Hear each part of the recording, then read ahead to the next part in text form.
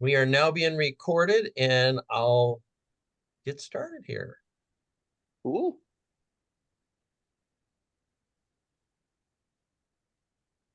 So we're looking at second focus point, which is mission, the mission study. Many presbyteries require the mission study to be done before a PNC can be started. Some presbyteries allow you to do it, and then the pastor nominating committee does the mission study. My experience has been after they've done the mission study, they're tired. And so I love having a different group be doing the mission study and then hand off the information to the PNC. Although at the church that I'm at, I know they had a transition team. And when I asked the PNC what they thought about the transitional report, they looked at me with blank faces and had no clue what I was talking about. So, mission from the Bendroth book: when a congregation's heritage, actually, that's yes, heritage is understood as the path that the congregation has to take to arrive at the present. The mission focus points invites the congregation to address the way its core values and processes can be productively and naturally extended into the future. So both mission and vision of where you're going in the future. Um, it's identifying and clarifying who we are as a church is the mission. Mm-hmm. And every church should periodically redefine its sense of core values, purpose, and direction. I forget where I learned, but there's a graph that like about every 4 to 5 years, if you are not relooking at your organization and what your core values and purpose, you will start losing energy. And that's when churches start to die. So every 4 to 5 years, a church actually should go through this process. Intentional interims is the perfect time to do it because you are not tied to the previous pastor.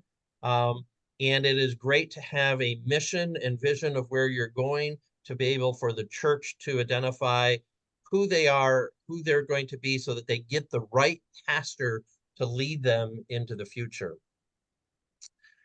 The old Proverbs, which is only in the King James Version. If you look up Proverbs 29 in any other version, they will not use perish.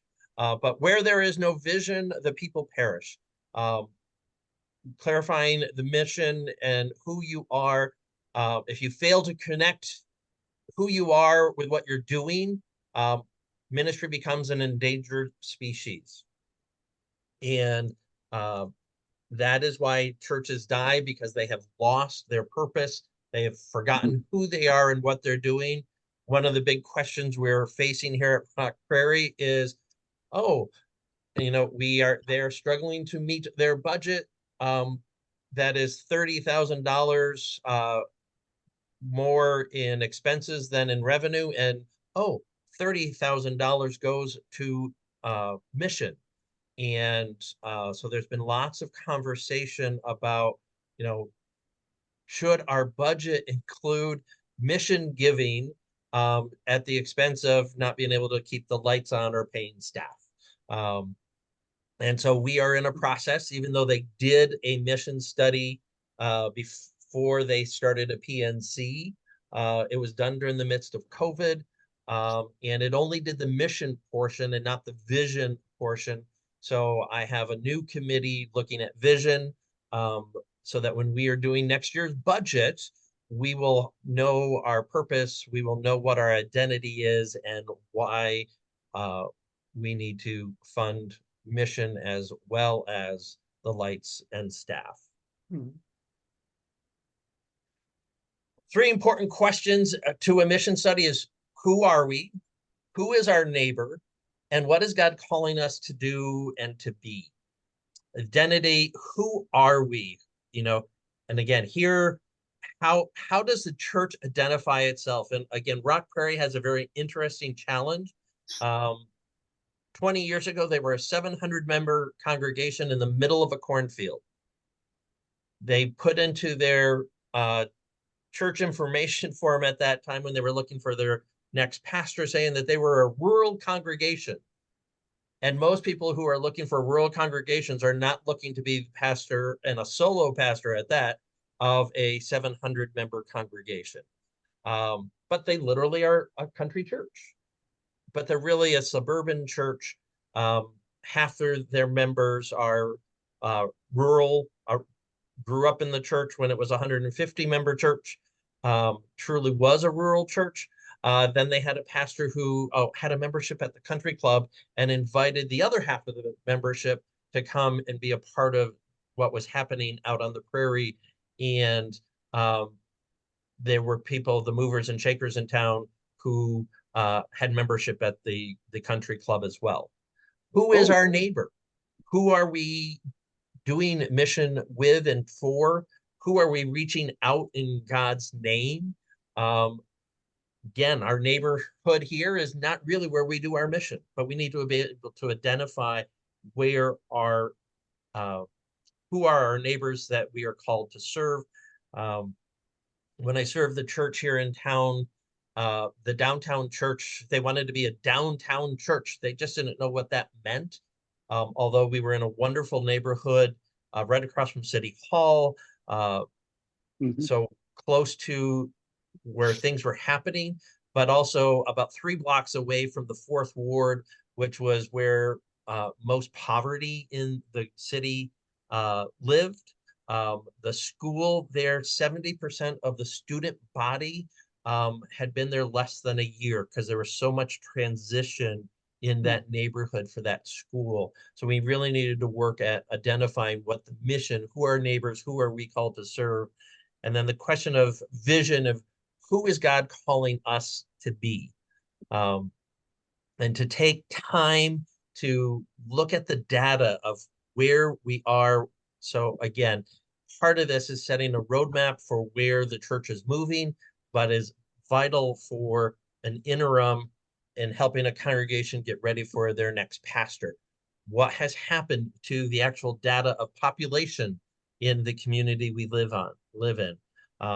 And most of us don't take time to explore that except for during a time of transition. Yep. Identity, who we are. Congregations and its leader engaged in the primary work of this focus point, clarifying identity, core values, developing mission and vision, and perhaps even preparing short-term tactical plans that should be alert to the temptation of the easy answer. Who are we? Can the church and every member, can they actually say who we are? And I like to say, like, what's the elevator pitch? If you were on the elevator in a hospital and somebody was there and they said hello, and you said, I'm here as a deacon to visit a member of the congregation. Well, what's your church? Can you give an answer before the doors open? Mission is not the 7 last words. And if you haven't heard those 7 last words of the church, we've never done it that way before, or we've always done it that way before.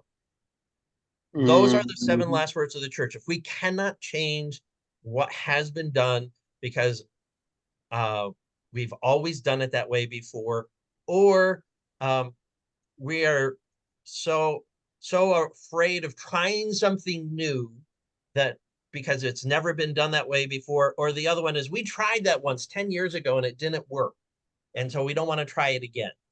And as a transitional pastor, I'm going like, and I will always say, those are the 7 last words. I said, we need to, just because it didn't work back then, doesn't mean it's not going to work now. Maybe you need to evaluate, maybe it was done the wrong month, and do it a different month, it's going to work this time. Or the person who led it wasn't completely engaged or was all in on that idea. And so, yeah, they only did a half of an effort to make it happen. And as a transitional pastor, I've also always been great at saying, if it doesn't work, blame me. I'm not going to be here when your new pastor comes. I'll take the blame. If it works, you take all the credit. I do not need the credit for something that worked, but let's try something and see how we move forward.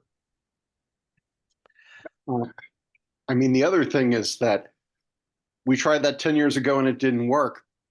That is outside of the church a really long time, you know, like, and particularly now, oh, we tried that 10 years ago and it didn't work. Well, 10 years ago was before COVID. We have an entirely different world now. Exactly. And even, I started my first transitional was before COVID, but I still, we need to try new things because what we're doing in many cases is not working. What I love about being a transitional pastor is I get to be a 3-year-old. Why? Why, Yeah. why? Why do you do this? And just because you've always done it that way is not the answer. Why do you do it? And I always tell the story of, my mom used to cut the ham in half when she put it in the oven and had 2 pans. Why do you cut it in half, Mom? I don't know. Ask your grandmother. Go ask Grandma. Grandma, why do you cut your ham in half? Well, I don't know. Ask your great grandmother.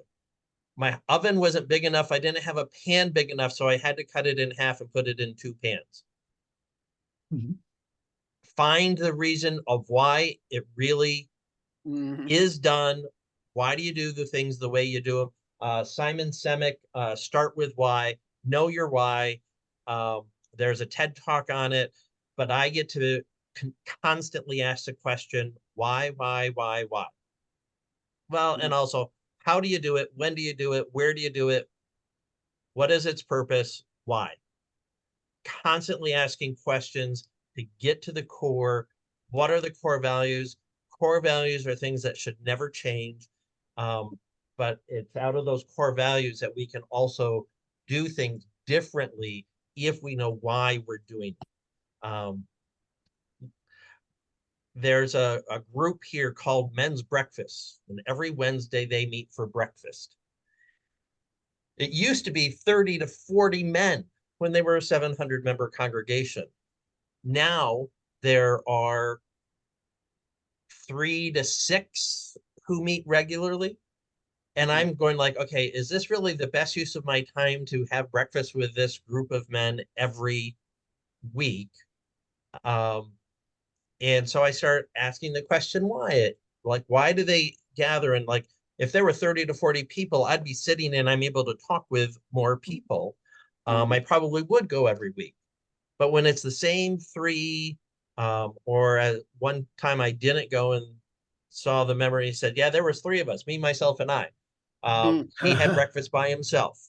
So why are we gathering? And one of them said his wife has some health issues, and this is one of the opportunities that it's my time, that he gets to be away from the responsibility of caring for his wife.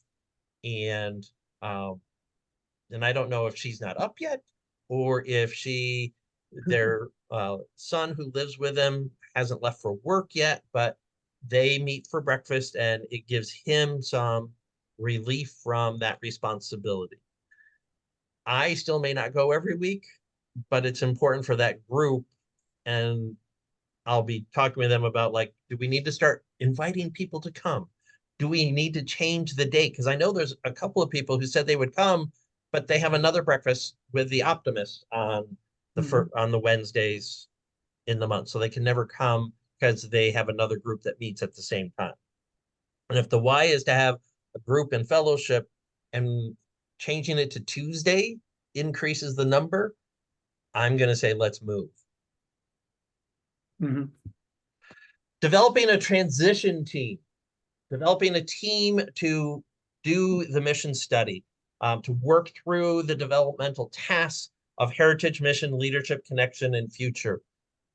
Get a group of people, don't do it alone, to do the organization's self-study, the mission study. And I always link mission and vision together. And again, the interim who was here before me did the mission, but didn't do anything with vision. So I have a vision committee, and the first thing we're going to do is go back to the transition report, and their mission statement is way too long. but we'll get to that. I have done different things with different churches that I have served. One, it was an ad hoc committee of the session. My first transitional work at Forest Park Presbyterian Church had been through conflict. They had been through working with a consultant, and they just figured that they needed to be completely engaged in the transition process. So there were 12 members of session. 4 of them became my transition team that led the group study. At Greenfield Avenue, we were in the midst of COVID. And so while worship committee still had to meet to plan how we were doing online worship, and the building committee still had to do things, the evangelism committee did not.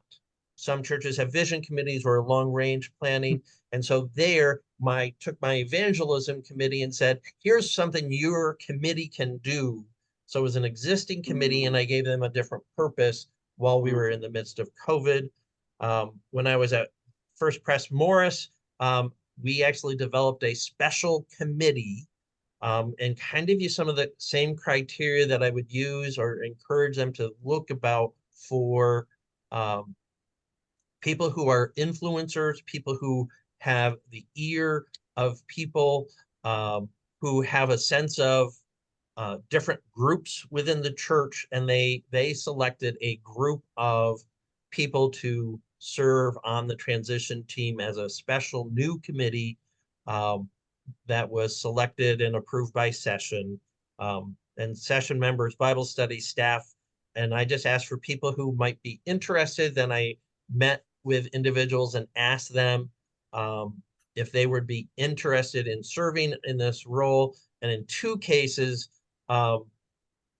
one spouse served on the transition team and the other spouse served on the PNC. So there was a connection, but not necessarily a direct connection for that transition team. And I'll take a little break here. And do you have questions? When you were sharing the like, okay, we're looking at mission and vision, and I don't remember the third one off the top of my head right now, but with vision, I was like, like another way of looking at, like at the question of who is our neighbor, it would be where are we? Mm-hmm. Like it's not about like directly saying like making judgments on who is or who isn't or who's going to come or who's not. It's where are we? Like, and you mentioned the church that wanted to be a downtown church, and that's cool, but you need to be aware that if you're really a downtown church, you're going to have to interact with the fourth ward in a really real way. Are Mm-hmm. you ready for that? Like, because there's going to be some real big needs. And if you, like, and if you engage with it as a downtown church, that's going to mean some stuff. Correct. Mm-hmm. And I'm not sure that church ever really grasped what it was. They did start some new missions, and some of those missions are still active and going, but Mm-hmm. it is not as much as they could have. Yeah, and I mean that's value neutral. Like it's not good or bad. It is what it is. Just be aware of the choices that you're making. Right. So you empower the transition team to be responsibility for recommending how and when to do this self-study, how to do it. And when this process, then they can start looking for their new pastor. In Milwaukee Presbytery, we are actually required by, ours is the Commission on Transitional Ministry. In most presbyteries, it's the COM. They do the COM function. But we have to have a report that looks at what are the demographics of the church, what are the demographics of our community, and that we did a self-study.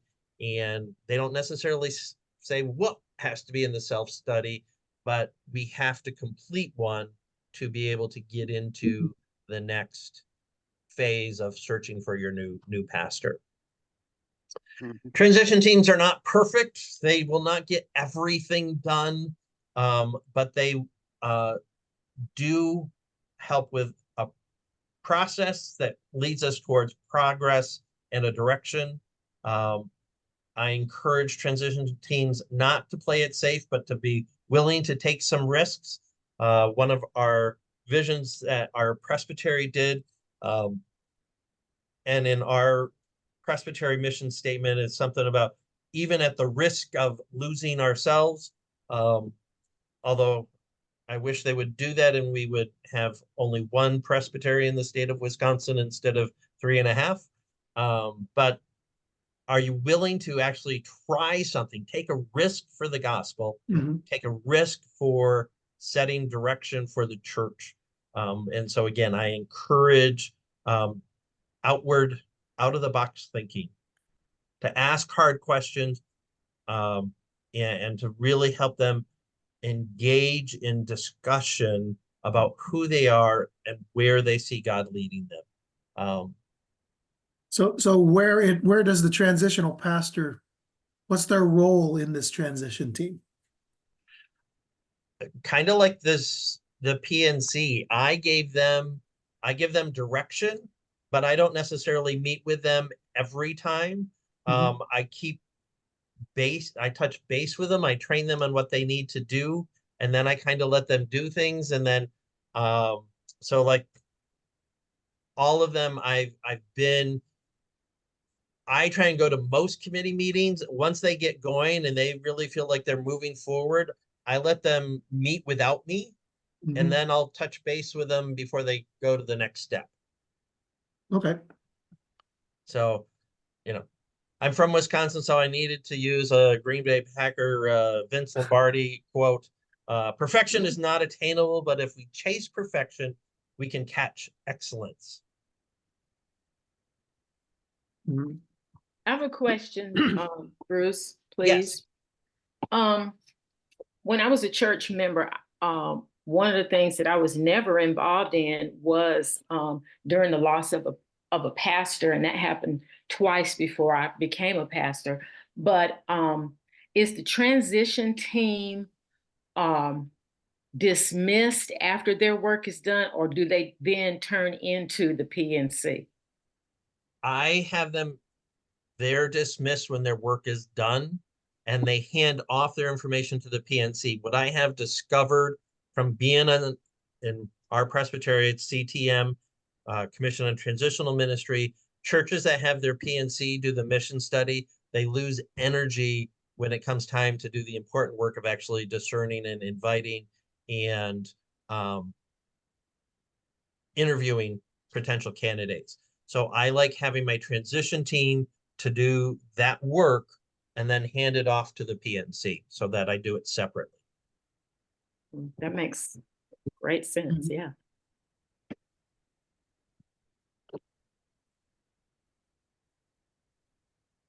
Need to be able to talk about the elephants in the room. We are aware of, feed and clean up after, and yet deny their existence. What is the elephant in the room? And get people to talk about it.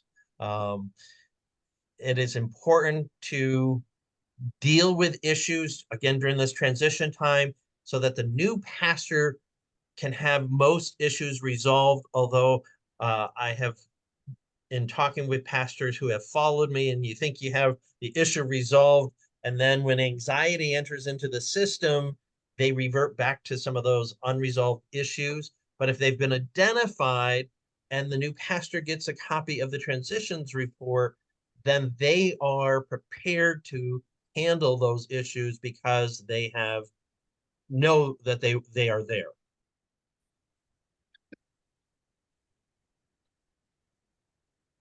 These are some of the things when I'm looking for people to be on this, to take this seriously, prayerfully, that they are not divisive, that they are not people who have an agenda that they're trying to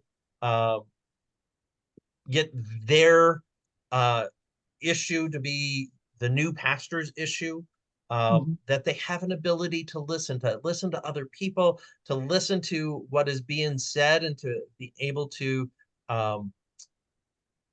share what they've heard and to kind of bring together an understanding, ability to communicate with other committee members and with the membership of the church.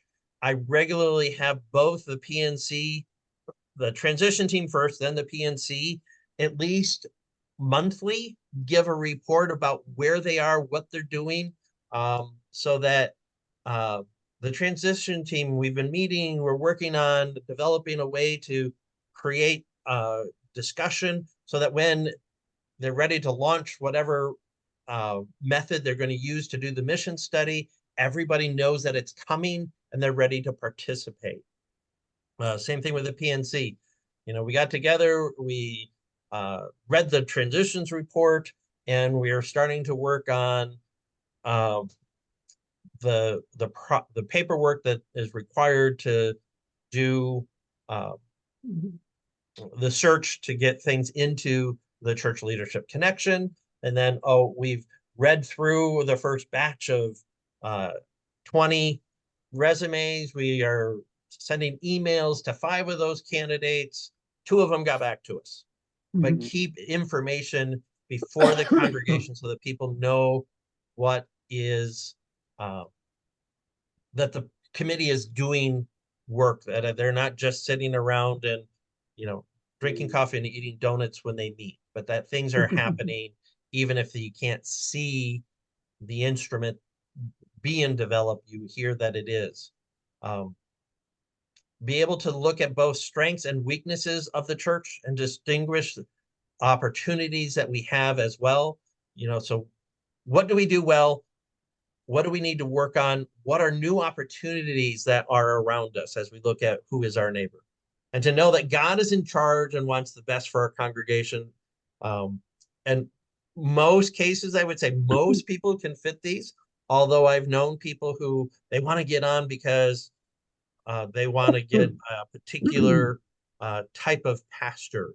And whether it be that they, unfortunately, only want a male pastor, or they want to get somebody who's open and affirming, or we want to get somebody who, is going to hold our traditional values.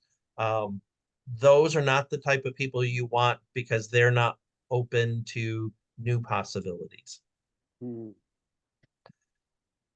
work of the transition is important, confidential, not as much as with the PNC, but there may be things that you're still trying to work out, that the transition team is trying to work out, that you need to completely get the report done before you share too much information with the whole congregation, because you hear a part of it and then people want to, well, that's not right. Let the whole report get done before too many details get out. But again, reporting on a regular basis that they are doing work, they are meeting, and where they are in the process. So there's different methods. I was at a church. I was on a PNC before I became a pastor.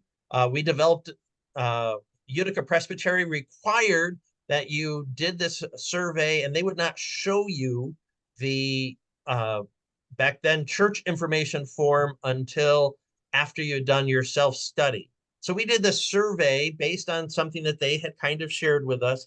And then, and this is in the day and age pre-internet where we could have gotten the questions ahead of time. So we asked questions that couldn't relate exactly to the questions we needed to answer. Had we known the questions that we needed to answer on the church information form, we would have asked some different questions on our survey. But with that survey, to get the best response, we sent it to everyone. But then we took a Sunday and we didn't get a pulpit supply for that Sunday. We just, actually it was a Sunday when the transitional pastor, or interim pastor back then, took a Sunday off. And so we did worship for about 20 minutes. And then we broke into groups as part of our worship and went through the survey so that everybody filled it out and could talk about each of the topics. And then we closed with like 5 minutes of another prayer and hymn. But all of a sudden, we had 120 surveys of the people who were regularly in worship. Again, Greenfield Avenue was in the midst of COVID. We couldn't meet together to have discussion, so we developed a survey, sent it out using Google Forms, and got the information. And then the committee took all that information and discerned themes and the like. And some of the questions that they asked went directly to what was the ministry information form questions that we needed the PNC would need to answer. Forest Park, we did congregational conversations, had 9 questions that they asked that were kind of open-ended questions.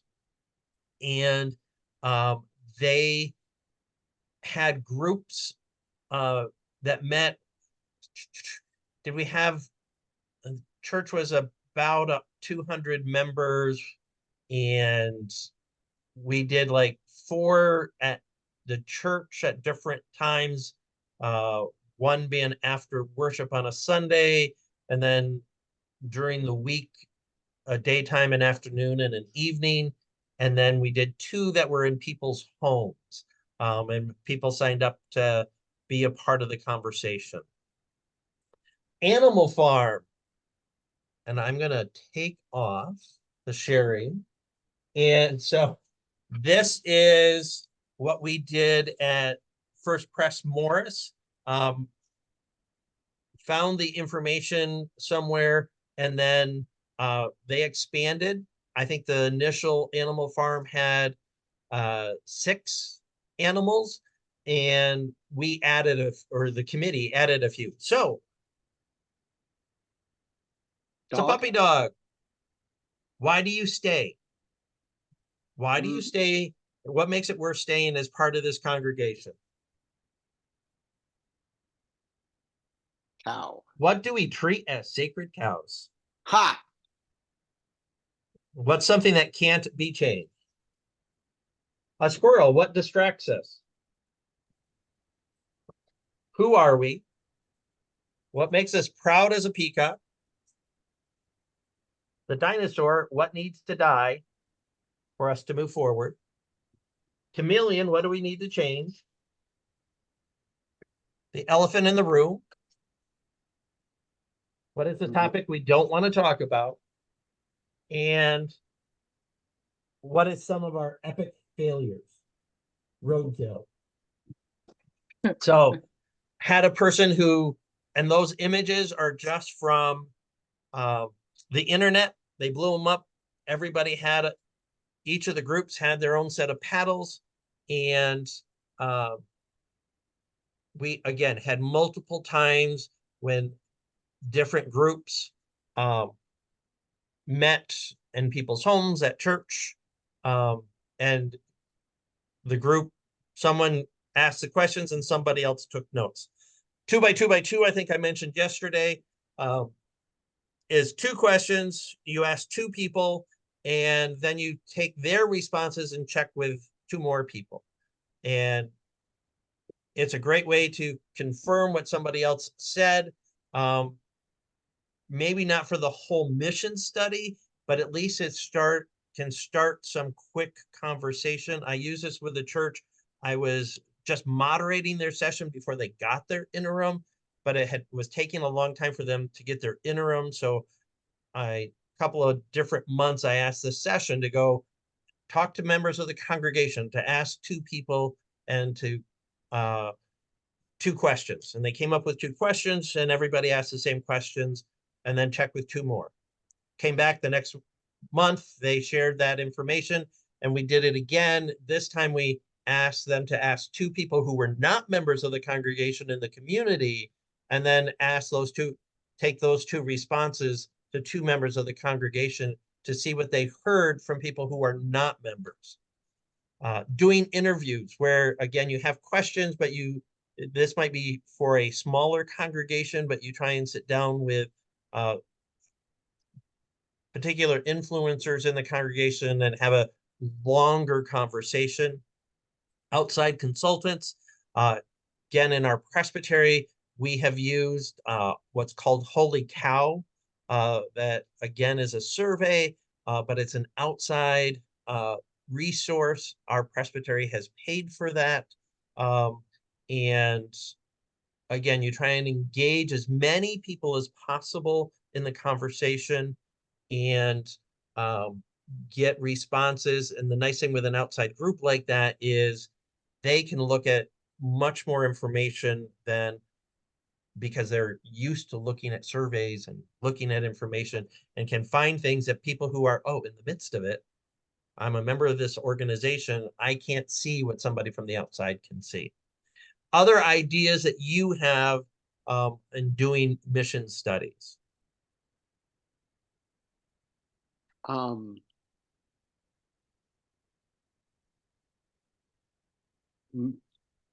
You talked a bit about, being the 3-year-old and saying why. And so a thing that popped into my head was sort of like the I think I've heard it like the journalist's questions: who, what, where, when, why. Like, who Yep. are you? What do you do? When did you start doing it? Where are you doing it? Why are you doing it? Like, can you answer this? Can you answer these questions? Like that, like, like, and there's bits there of heritage too. Like, well, when did you start doing things? Who are you? When did you start doing what you're doing? And it kind of feels like, like a little bit of like, not just where did we come from, but can you say who you are right now? Like, what is going on right now? If a journalist came in to you, if a journalist came in and was like, tell me about yourself, I want to publish a thing about you, could that journalist write up a whole story of, local Presbyterian church is doing X, and like actually provide all of the details and the context for it to be a reasonable story? Who are you? What are you doing? Where are you doing it? When did you start doing it? Why are you doing it? Right. Mhm. And we've had a couple congregations in our presbytery do the Project Regeneration. That's just out. They used to do Holy Cow, and so I think they just wanted to try something new, which was the Project Regeneration. And Project Regeneration is through Presbyterian Foundation. Yep. And I did that with Greenfield Avenue, and I'll talk more tomorrow. But they have you do Sailbook Church, Yep. and did that with where we actually did it as the session, read the book, and then I actually preached during Lent on each of the themes. And there's a 40 days of prayer that fit perfectly into Lent. And timing just worked out because we were like done, the session was done with the book at the time Lent was going to begin, and then shared all that information with the congregation. So I know that yep. very quickly. I know that all of the churches can't have intergenerational committees because they don't have some segments of the population. But when you can, do you do that? Yes. Try and get as much of a diverse group. So one of the questions are, diversity of age. And if that means somebody who's in their 60s, somebody in their 70s, and somebody who's in their 80s, because that's all you want to make sure each of those age groups. If you have younger people, and I have been on at a church where we did have a teenager who was part of the transition team to have their perspective because they had that age group. Are there different groups within the church? Presbyterian women, the men's group, the choir, the ladies from the kitchen. What type of groups are there within the church that have influence and impact, and you want to engage as broad of an experience as you can in the group that's going to take all this information and discern it, because they need to have ownership of what comes out. And those people who are part of the transition team will be the ambassador to those groups. So you want as many groups as possible represented. Great, thank you.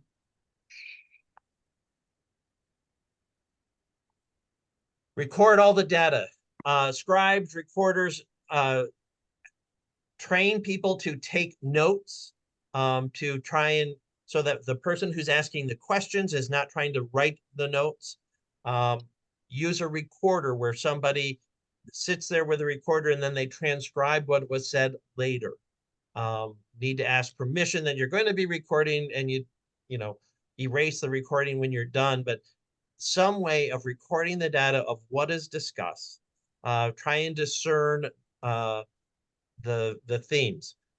One church, they had a person who just loved dealing with data, and they took all of the information from all of the different groups, and that one person worked out all the themes and then shared it with the group.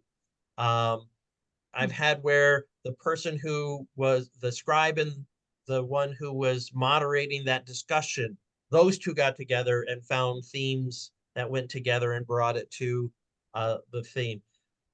If you have multiple groups and that just comes to the team, sometimes that becomes a very long meeting, and people don't like long meetings.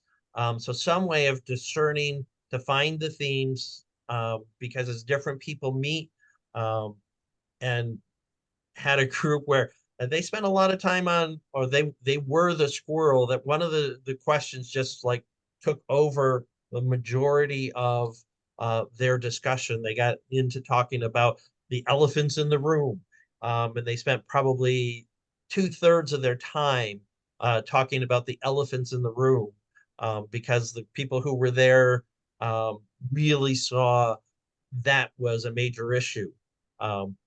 The other 8 groups didn't. So they spent a more equal amount of time, but trying to train people to record, to lead a group discussion, to try and keep people focused on the task, and then engage the group. And you might take your initial raw data back to groups, to see again that 2 by 2 by 2, confirming what you heard is what was actually said. And so sometimes, and it may not be all of the groups, but take it to a couple of different groups, or to give a preliminary report. This is what we thought we heard, and let's confirm that that is what was actually said. Developing mission and vision statements. Who we are, our identity, what our core values are, don't change, are the mission. And vision is where we see God calling us. Who is God calling us to be, setting goals for the future. And I use the book by Mary Beth Jones, no relation, called The Path. And here are her 3 themes for both mission and vision statements. Single sentence, 20 to 25 words. Todd Bolsinger, Canoeing the Mountain, says your mission statement should be 8 words. Trying to get all the information down to 20 to 25 words can be extremely challenging, but if it gets over that, you have too many commas. It's more than 1 sentence. It becomes hard to do the last one, which is to be able to recite it. What I've often done is you get them to get down to the 20 words, and then what's an 8-word summary. So the official statement is 20 words long, but I can give you the summary. So at First Pres Janesville, I can't give you the 20 words, but and we had more theological language because it was before I'd read the book. But basically, called as a body of Christ in the triune God, to strengthen our faith, to share the good news of Jesus Christ with one and all. Well, the summary was to strengthen our faith to share. So when I was worshiping there, I could have given you the full 20 words, but I can still remember the 8 words as a summary of it. And like I have a mug that has the summary. We made T-shirts that had the summary and not the whole thing. But for the affirmation of faith, we would use the full mission statement. Understood by a 12-year-old, a 4th grader. Simple sentence, simple words, kind of like the Good News for Modern Man Bible. No big theological words that need to be interpreted. Simple sentences that can be understood by the average person in the congregation. And it should be able to be recited from memory. Lori Beth actually says at gunpoint, and her editor tried to convince her to get that out of, and she would not, because her grandfather in World War I, if you couldn't recite your mission, you were summarily shot because you were probably a spy. It's your elevator speech. It should be able to be memorized that everyone knows who we are, where we're going. And if you have an opportunity for a 30-second spot, who is your church? What is your mission? What is your vision? So single sentence, understood by a 12-year-old, and easily memorized. Once they get developed, I use them frequently. I use them in worship. They're written in the bulletin. I use them for the affirmation of faith so that people get constantly memorized. Every committee uses the statements. They have a job description. Usually in the transitional period, I first ask them to give me their job description for what they're doing as part of my learning their heritage. And then once the mission and vision statements are done, I use them. They have to rewrite their job description how are they living the mission and how are they striving towards the vision, so that every committee's work is funneled through the mission and vision statements. And then of course, all promotional materials get used with brochures, the website, the mission and vision are out there. As I said, I've had where we made mugs with the summary on, T-shirts, so that as we're doing events in the community, our mission and vision statements are out for people to see who we are and where we're going and where we see God calling us. I would suspect that with point 2 there, every committee, should be able to say, be able to define itself. So like, how are we working the mission? How are we striving towards the vision? That sounds like a very helpful tool for transitional work, so that if you get a committee that can't do that, like here's our mission and vision, and you get the committee that's like, I don't know how to say that. That's all right, let's have a conversation here. Like, is that really just y'all have lost a sense of who you are, or is this organizational bloat? Like, it's not necessarily a useless committee, but it's definitely a committee that needs some more guidance on why it is there. Does that make sense? Is that like, because I saw that and I'm like, oh, I'd be willing to bet there are some churches that when they get to implementing step 2 there of that last slide, that you have some committees that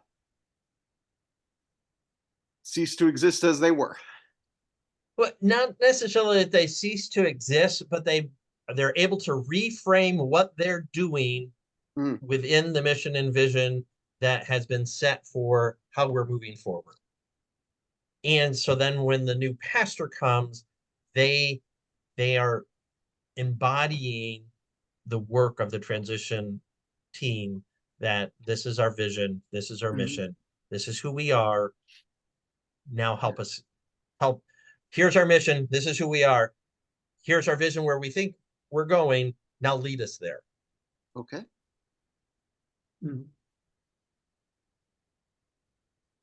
The hard part I find is repeating it Because after a while, I'll be like, I don't want to say it again, you know, in worship but it is so true that you can just get lost. It can get lost very easily. The vision statement, mission statement, all of that. And so that's what I had to write down here. I was like, oh, got to pull it out again, hit them again with it, And, keep it and, in front of them. and the one that you have, is it able to be memorized? Hmm. Or is it too long? So their work, and let me throw up here. So this is the mission report that this church did for after their mission study. So here's their mission statement, way too long. And I don't need to necessarily say Rock Prairie Presbyterian Church. Right? But Wait. again, it got way too theological and it's just too long. People can't memorize it. So, but then it defines who was on the committee, who the different session committees, describing the church and details that will come out into work that the PNC will need to fill out the documentation for CLC.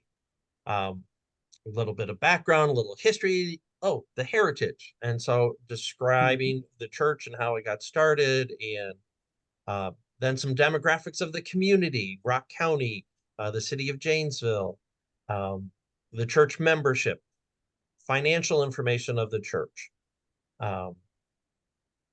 Music is an extremely important part. The work done, they did do Holy Cow, and so they have that information. It's kind of the summary that was provided to them of what came out of that survey. Hmm. Issues of conflict were part of where the congregation, the morale, these are some of the reports from, again, from the Holy Cow, but identified that there were conflict issues and not dealing with conflict. And so they needed work on conflict management. And then the top priorities, that all came out of that Holy Cow survey. Then they did focus groups, and then shares the questions that they used, responses that they got, the distilling down of the data, and then some of their mission that they're doing and activities that they do, and listing a whole slew of things that came out as people said, like what were important information of the congregation. And so they listed, and here's all the like raw data of those questions were all part of that report. I don't necessarily, when I do that, don't list all the raw data, but just the summary, and then both mission and vision, and are they ready for the next step to elect the PNC?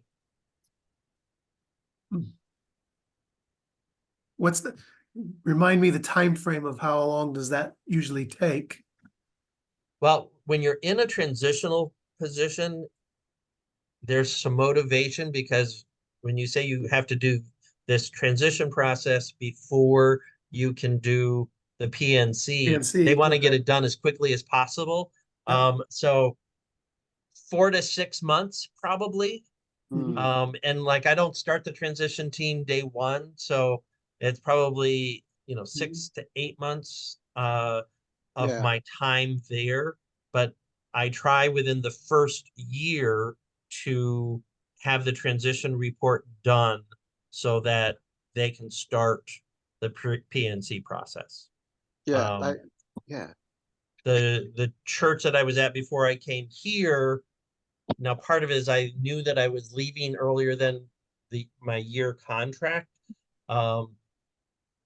So I really pushed them. And so they actually had the whole process and the PNC elected and trained before I left at 9 months.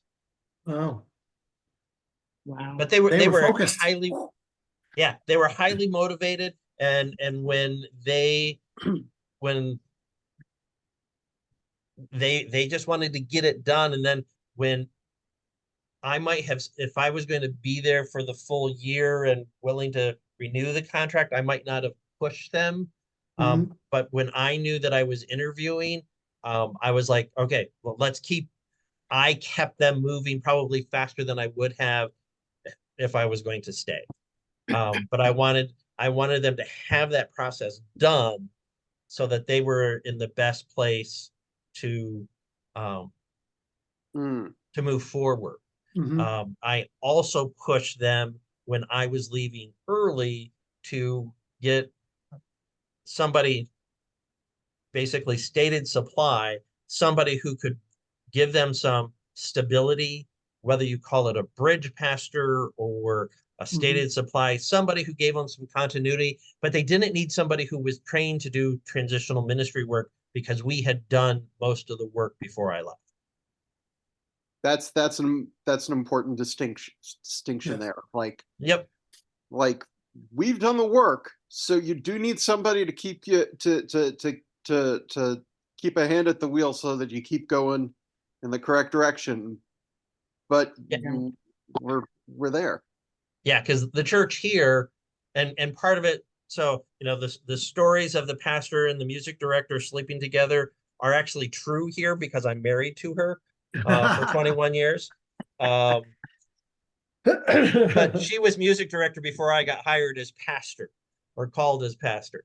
So Right. I knew inside track of what was happening here. And when the transitional pastor left, and part of it she had to deal with, there had been an issue with addiction with a previous pastor.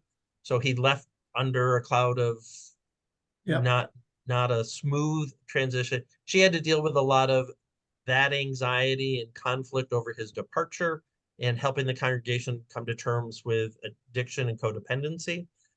So when she left after 18 months and had the mission study done, there was still transitional work that needed to be done, but nobody encouraged them to get another transitional pastor.